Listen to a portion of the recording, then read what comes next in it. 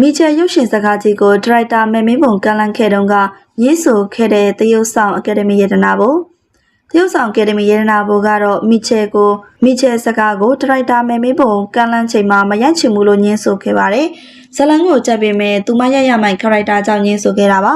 ပရိသတ်တွေရဲ့အမြင်မှာခရိုက်တာထက်နေမှာဆိုလို့စိုးရင်မိတာကြောင့်ညင်းဆိုခဲ့တယ်လို့ဆိုပါတယ်ဒရိုက်တာမဲမင်းပုံရဲ့အကြံပြုမှုကြောင့်ဇက်ကိုတေချာလေးဖက်ပြီးဒီကားလေးကတကယ့်ကောင်းတဲ့ကားလေးလည်းဖြစ်လို့ရက်ကူးပေးပါလို့အကူအညီတောင်းလာခဲ့ပါတယ်။နောက်ပိုင်းမှာတော့ဒီလို character တွေထက်ရိုက်တော့မယ်လို့မထင်ဘူးလို့သူ့ရဲ့ပရိသတ်တွေကိုအသိပေးစကားပြောဆိုခဲ့တာလည်းဖြစ်ပါတယ်။ပရိသတ်တွေချေရတဲ့မင်းသမီးကျော်လေးဘိုးကတော့မိချေရုပ်ရှင်စကားကြီးနဲ့နောက်ထပ်အကယ်ဒမီဆုများစွာကိုထပ်မံပိုင်ဆိုင်တော့မှာပဲဖြစ်ပါတယ်။ခရိုနီတတိခရိုမင်းသမီးကြီးနဲ့ဇက်တူတူကပြတော့မယ်အောင်စဘူး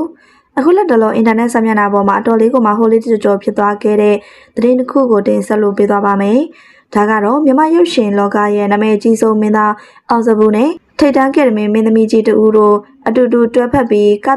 လေ့ကျင့်ကပြနေတဲ့ဗီဒီယိုဖိုင်လေးကထွက်ပေါ်လို့လာခဲ့ပါတယ်။ဒီမင်းသမီးကတော့နိုင်ငံရဲ့ထိပ်တန်းစည်းရုံးဝင်အကယ်ဒမီဆုတွေအများကြီးသိမ်းပိုက်ထားသူဖြစ်သလိုမြန်မာနိုင်ငံရဲ့အချမ်းသာဆုံးဘီလီယံနာတထေးကြီးတူရဲ့ဇနီးလည်းဖြစ်ပါတယ်။ပုံမှန်အဖြစ်ဒီလောက်အရှိန်အဝါကြီးတဲ့မင်းသမီးတွေဟာဇက်ခုံပေါ်မှာတက်ကလေးမရှိပေမဲ့မင်းသားအောင်စဘူးရဲ့ကြီးမားလာတဲ့အောင်မြင်မှုအရှိန်အဝါကြောင့်အခုဆိုရင်တော့ထိပ်တန်းမင်းသမီးကြီးကိုပါဇက်ခုံပေါ်သို့အရောက်ဆွဲခေါ်နိုင်ခဲ့ပြီပဲဖြစ်ပါတယ်။အခုလိုမျိုးသူတို့နှစ်ယောက်အတူတူအပတ်တကုတ်လေ့ကျင့်နေခဲ့ကြတာမကြခင်မှာတော့ပရိသတ်အတွက်ကြီးမားတဲ့အမှုပညာ project တစ်ခုကို surprise တိုက်ဖို့ပြင်ဆင်နေတယ်လို့ပြောဆိုနေကြပါတယ်။အောင်စဘူးနဲ့ဒီထိပ်တန်းမင်းသမီးတို့ရဲ့ရှာပအတွဲဖက်နိုင်ဆုံးကိုတော့ပရိသတ်တို့ကစောင့်ကြည့်ရတော့မှာပဲဖြစ်ပါတယ်။အားလုံးသိချင်နေကြတဲ့မျက်နှာဖုံးကိုချုပ်ပြလိုက်ပြီးဖြစ်တဲ့သမတ်ဆန်ကအစီအစဉ်က strawberry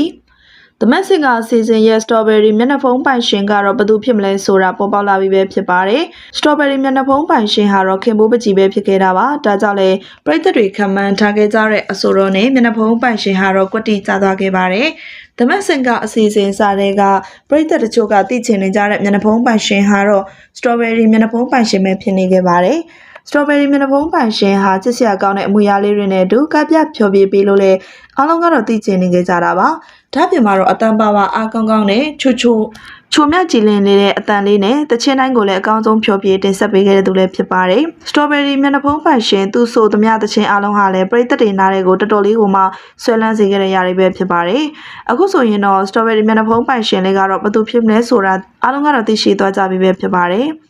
အဲ့ဒီတော့ဗီဒီယိုအစမှာပြောခဲ့သလိုပါပဲ